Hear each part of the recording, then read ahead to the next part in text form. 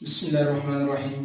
नाज़रीन इकराम, आज हम हाजिर हैं बुध वाले दिन का प्रोग्राम लेकर, जिसका मौजू है मैं और मेरा दीन।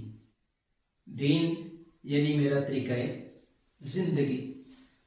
दीन अरबी का लफ्ज़ है जिसका हम दीन इस्लाम कहते हैं, और इसका मतलब क्या है कि हम सलामती वाले रास्ते के मुसाफिर हैं।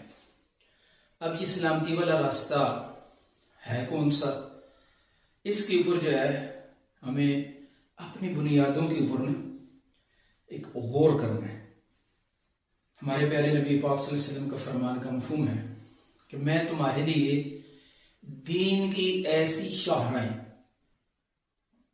शाहराएं छोड़ के जा रहा हूं जिसकी रातें भी दिनों की तरह रोशन है।